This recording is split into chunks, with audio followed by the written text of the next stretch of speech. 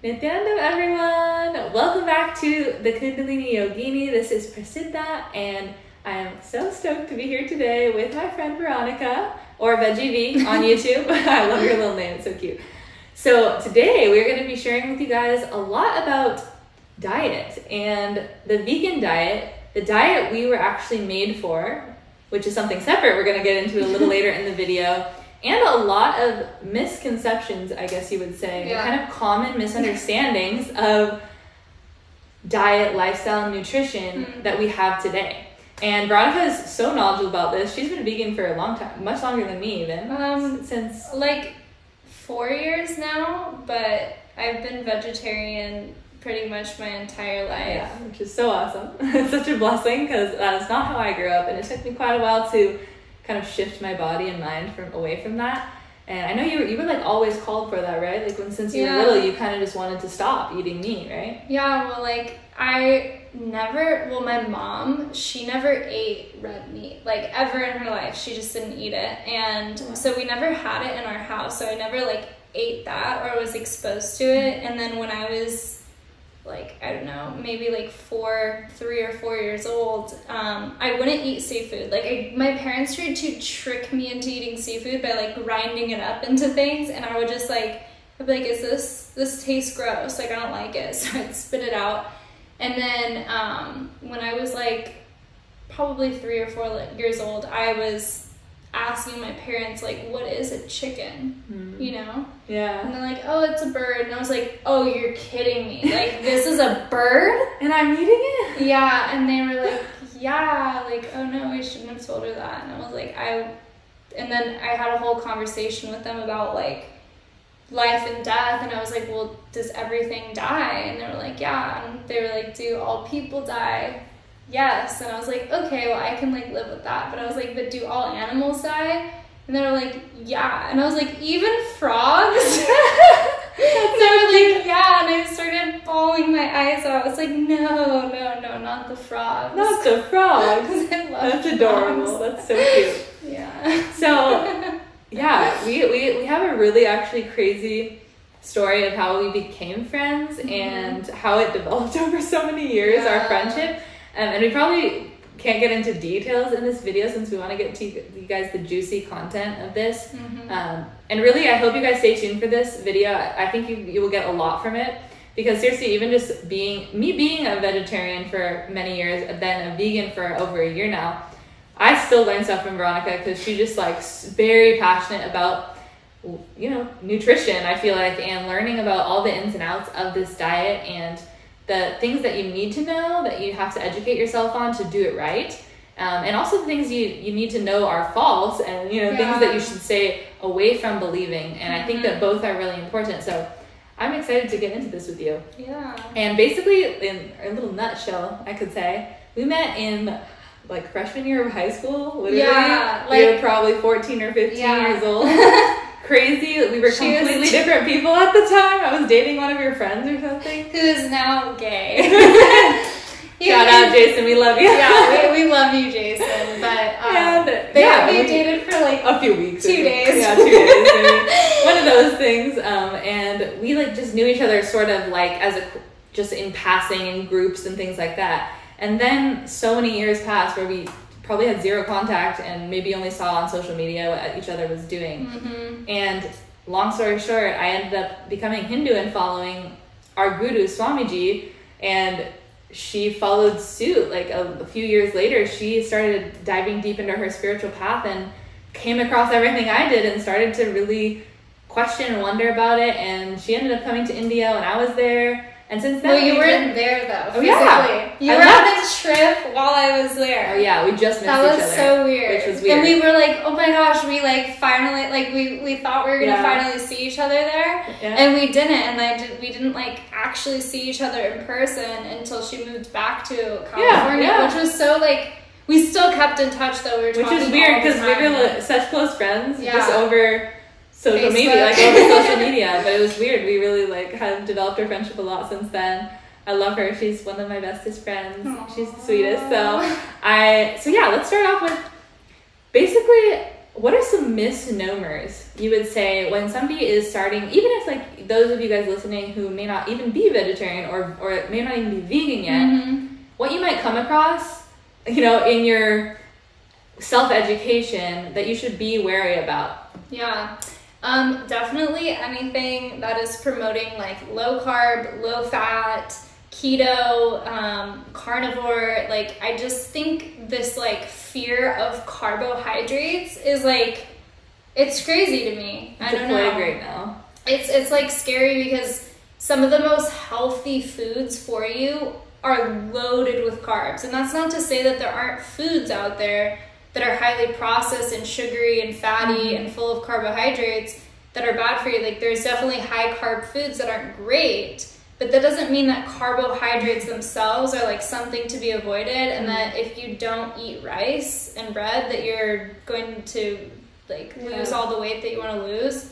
Yeah, you know? I agree. I think there's, especially in the modern health world over the last decade or so, there's definitely a lot of talk of staying away from carbs and 2 sugars. Yeah. And funny enough, both of which, at least I think in both of our journeys into nutrition, we've realized are actually really essential. Yeah. It just depends on what kind you're talking about. And I think that's why it's so important not to just write them off, right? Yeah. Right off the bat. And like you were saying, some of the best foods in your nutritional profile as a vegan, or I would argue as a human being in general, are carbs. We get so much nutrients from them. And if you can look at like all of the different diets around the world from different diverse geographical backgrounds and different ethnic communities and different indigenous traditions, majority of them are centered on grains, on carbs.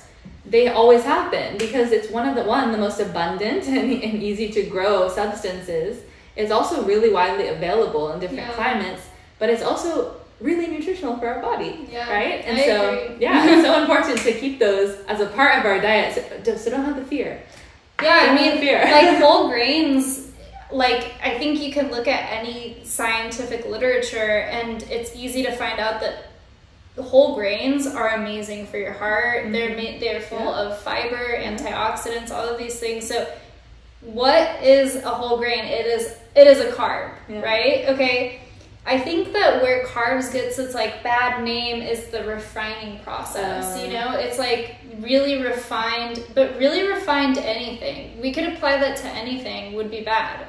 Really refined and processed meat is awful for you. You know, it's actually a class A carcinogen processed meat. Okay.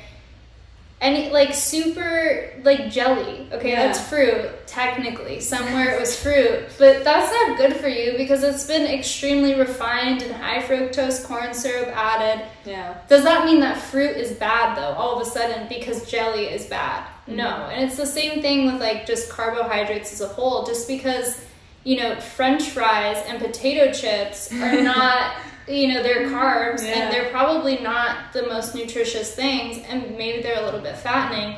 That doesn't mean that potatoes are bad, and that doesn't mean that like carbohydrates in general are the issue. It's the process that you're getting the carbohydrates that are the issue, you know? That's so true. And I think that there's just a lot of that stems from eating right for the wrong reasons. Right? And I think that happens. I think that starts for a lot of us. And, you know, that's not something to be judged, but it's something to be aware of. That sometimes we go towards healthier diets for looks, right? A lot of people are in it for the looks. And I think that's where that kind of started, is like, you're going to bulk up if you eat these foods. So if you want to lose weight, don't eat them.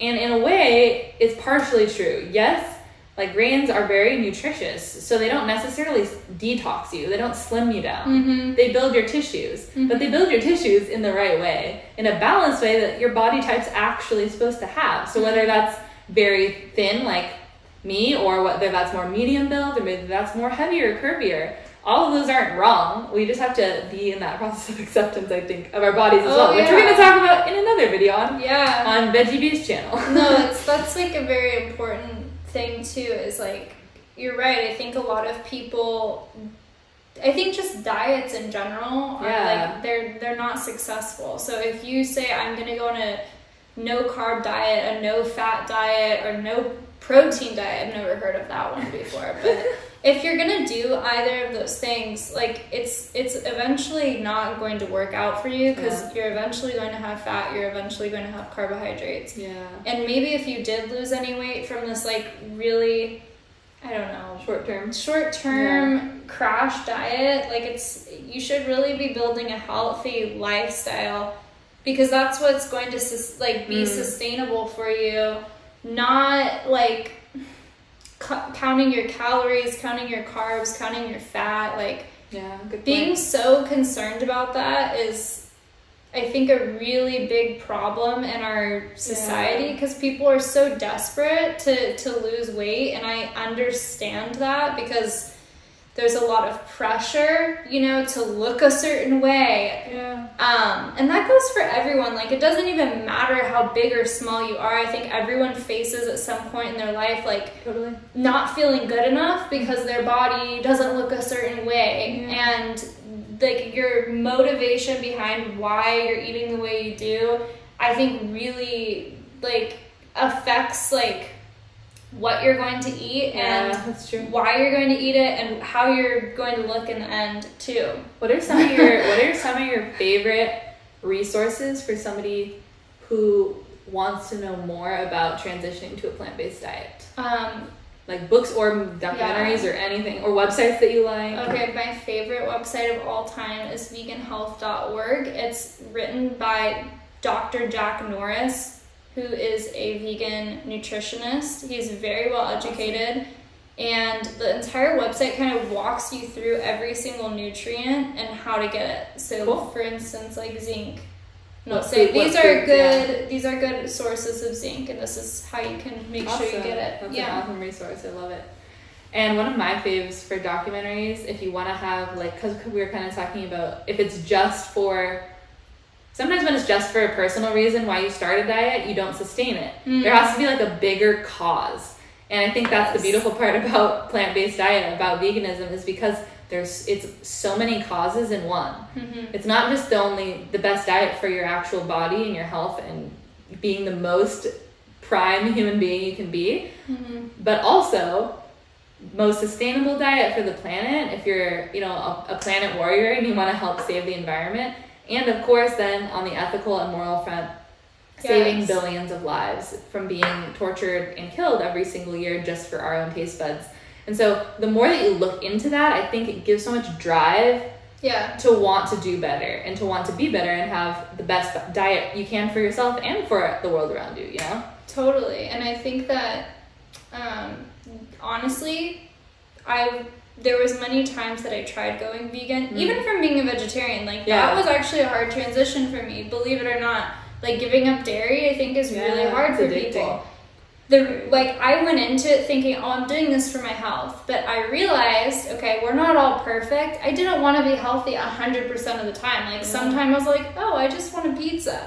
And that's why it stopped me from becoming vegan, because if I was just in it for the health, it was like, not enough. Yeah, it wasn't enough. When I started thinking about the other things and, you know, the lives that were at stake, the environmental consequences, I was like, it's not just about me anymore. It's about other people. It's about other beings. I knew that I didn't want to contribute to that. So the health thing was like a good side effect of it. And it helps. I mean, it makes me feel good physically, but that's what I think makes people stay in the lifestyle, is when they make the connection beyond just themselves. Like, otherwise I don't think you can honestly sustain it for the rest of your life, because when a craving comes up, why would you not fall into it if there's not something bigger driving you? We all get the cravings, and it happens every now and then again where you like have that random, especially in the beginning when you're transitioning, of course, and your body's super addicted to meat or to dairy, which are very addictive, both substances. And so we have to understand and give ourselves that right start, you know, and the right sustaining.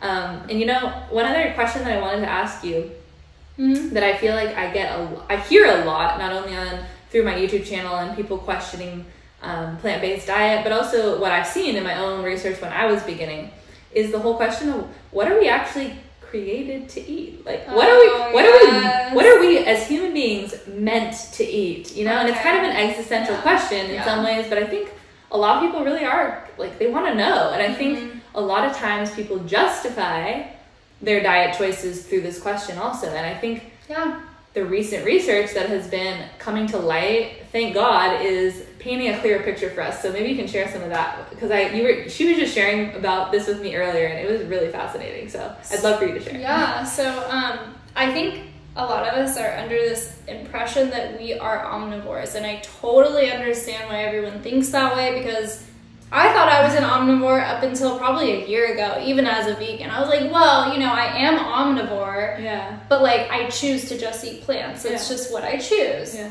But I started looking into it. We're actually not omnivores, like even slightly. Like you can look at what an omnivore looks like, okay? You can look at their digestive tract, their teeth. They don't perspire like we do.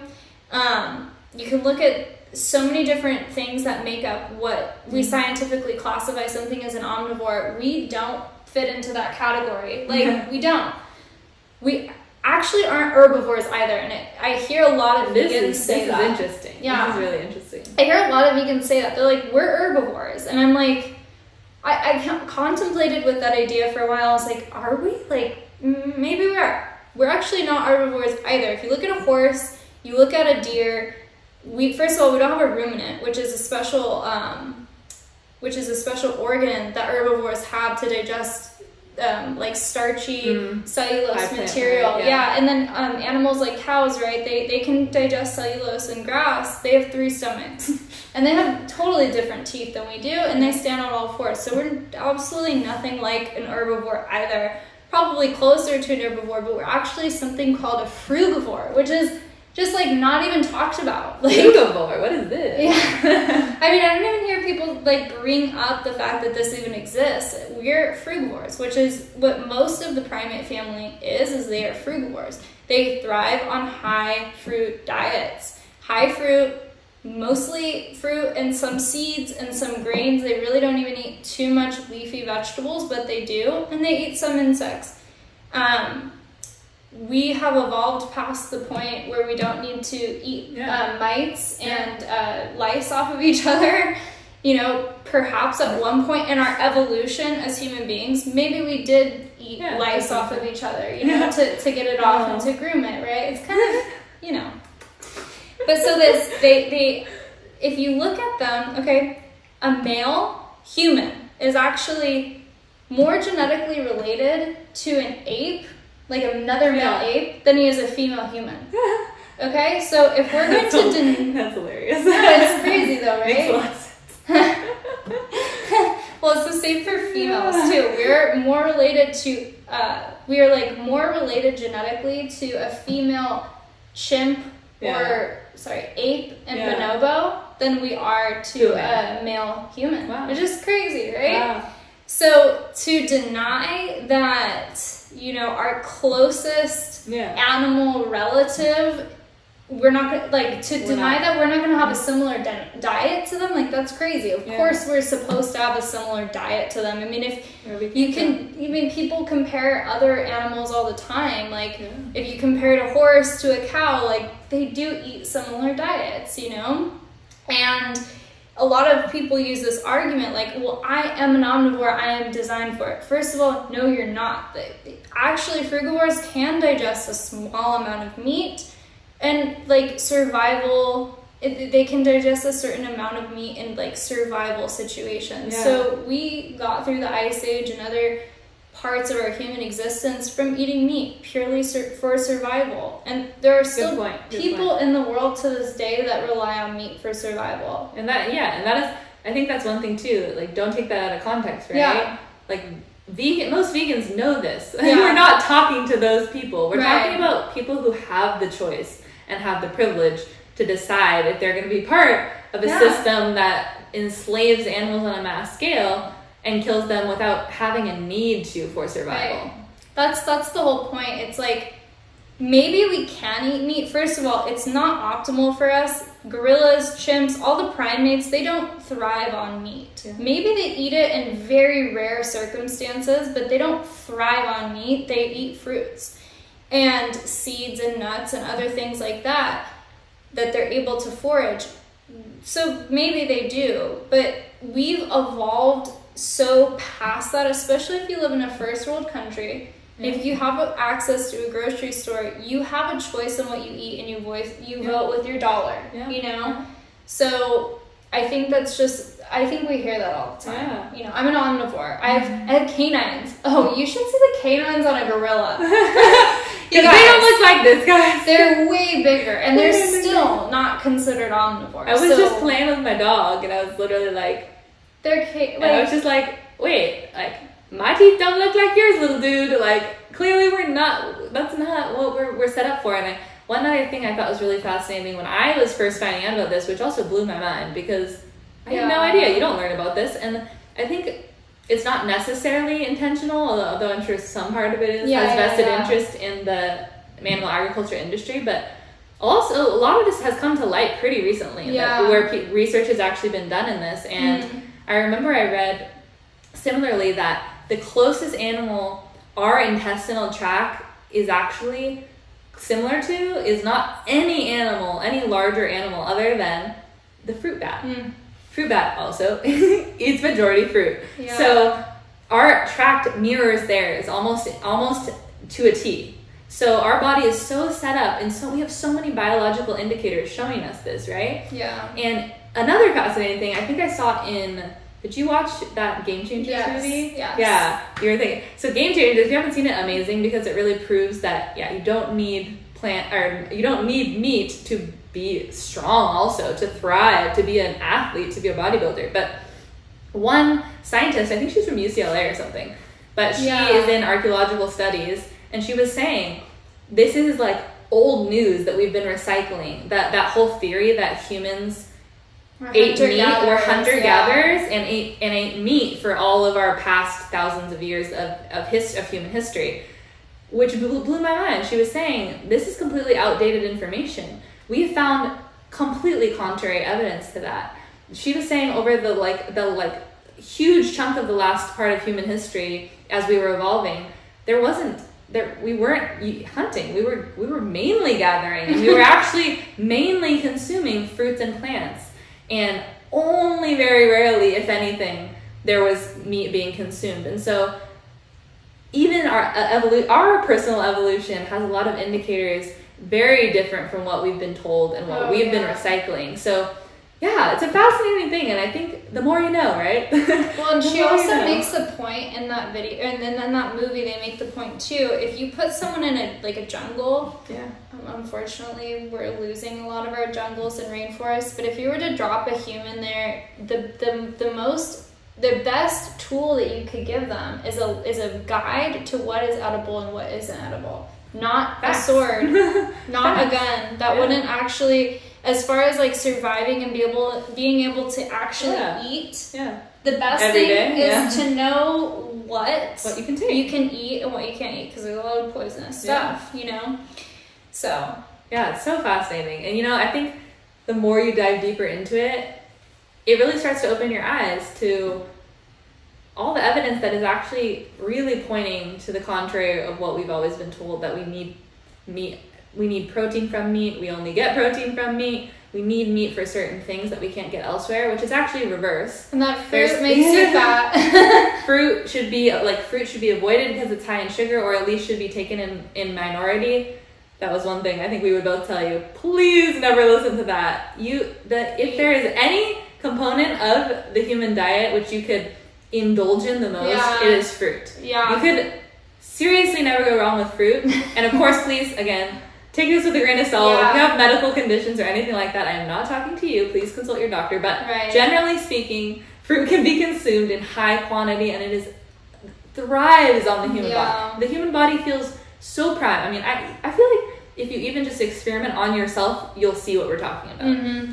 You have to do like little placebos and real tests on yourself, because when I take a piece of fruit and I eat it, There's nothing that one gets digested, absorbed, and assimilated and eliminated faster than fruit. Yeah. If that's not an indicator that our body is happy processing that, I don't know what is. And that's so true. In Ayurveda, that's what we look at as the number one thing for what constitutes a healthy food. Mm-hmm. How well it's getting digested and how soon it's getting eliminated. I don't know what else you need to look at, you know? Yeah. And if you look at meat, on the contrary, how many days? 3 to 4 days, I think it takes to completely digest in your body. And so it has zero fiber, which we know we need fiber to pass anything through. Yeah. And so many doctors are finally finding the courage to speak out about the misconceptions in the medical health industry complex that is being spread about nutrition. And it's really, really beautiful to see that starting to snowball, because so many voices now. I mean, there's probably hundreds of doctors now that are outspoken for plant-based diet. Yes. And sharing how much they've seen people heal through implementing plant-based diet and through eliminating heavy meats, especially red meats, as much as possible. And eating a lot of fruit. Yeah, and eating a lot of fruit and lots of carbs, because we need it. We need that fiber. We need the healthy sugars and glucose. We need so many different beautiful nutrients that come in a little different packages. And like, I remember the one takeaway I had from, I think it was What the Health, one of my other favorite documentaries. If you're interested, check it out. It shared that the doctors were saying, I've never ever seen a patient walk in with a protein deficiency in my entire career.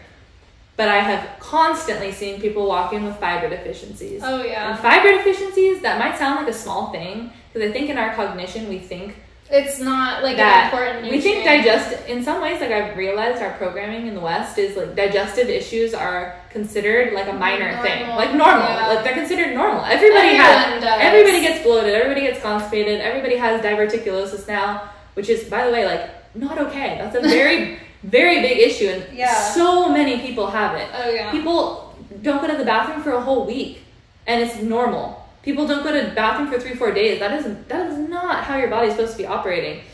And it might seem small now, this is the issue, right? But in the long term, what happens? You actually get severe and chronic illnesses from things like this. It all starts in the digestive system. So yeah, that's my 2 cents. Is there any last thing you want to add on before we sign off here? One more thing about carbohydrates, guys. Every single cell in your body uses carbohydrates for energy. So just don't forget that. Yes. Your brain uses glucose for energy. So if you're not getting your glucose in, you're going to be tired and foggy. Yeah, that's so true. Yeah. That's so actually, I've observed that a lot. I've observed that a lot. So not getting enough fruit, so you're tired. Yeah. And that's why you need coffee. Yeah. You don't need coffee if you're eating enough fruit. You need your fruit juice in the morning. Yes. Some nice juice and fruit salad. Well, thank you, Veronica, for coming on. This is so fun. I hope that you guys got some good takeaways from this conversation.